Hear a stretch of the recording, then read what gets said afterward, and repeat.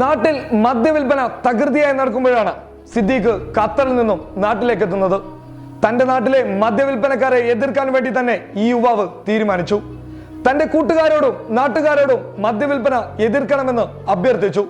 ഇതിന്റെ ആദ്യ ഭാഗമായി പോലീസിൽ പരാതി നൽകി. എന്നാൽ ഈ പരാതി BJP പ്രാദേശിക നേതാവിന്റെ മരുമകനും കൂട്ടർക്കും സഹിച്ചില്ല. എന്നാൽ ഈ യുവാവിന്റെ നല്ല പ്രവൃത്തി തടയാൻ വേണ്ടി BJP പ്രാദേശിക നേതാവിന്റെ മരുമകനും കൂട്ടരും ശ്രമിച്ചു. ഒപ്പം RSSനെയും കൂട്ടി. രണ്ടും കൽപ്പിച്ച് ഇവർ തയ്യാറായി നിന്നു. എന്നാൽ സിദ്ദീഖ് ഒട്ടും പിന്നിലോട്ട് പോവാൻ തയ്യാറായില്ല.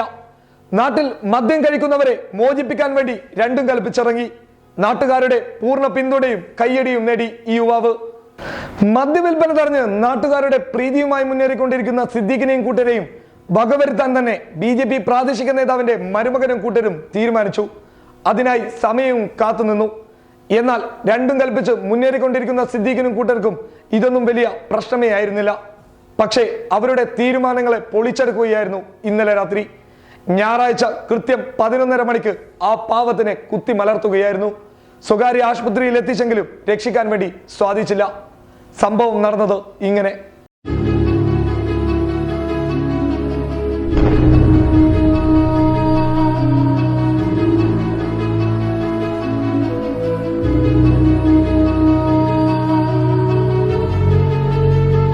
അനധികൃത മദ്യവിൽപ്പനയെ എതിർത്തതിന്റെ പേരിലാണ് CPM പ്രവർത്തകൻ സൊങ്കാലിലെ അബൂബക്കർ സിദ്ദീഖ് കൊല്ലപ്പെടാനിടയായതെന്നാണ് വിവരം.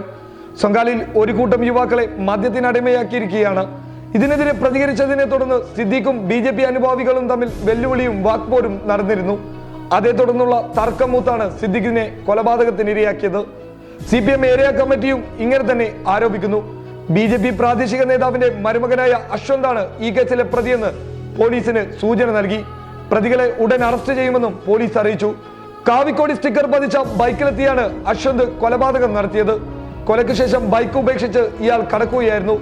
ഉപ്പള, സോങ്കാൽ, പ്രതാപ് നഗർ എന്നിവിടങ്ങളിൽ കർണാടകത്തിൽ നിന്നും മദ്യം കൊണ്ടുവന്ന് വിൽപ്പന നടത്താറുണ്ട്. ഇതിനെയാണ് സിദ്ദീഖും കൂടെയുണ്ടായിരുന്ന ഫൈസലും ചോദ്യം ചെയ്തത്.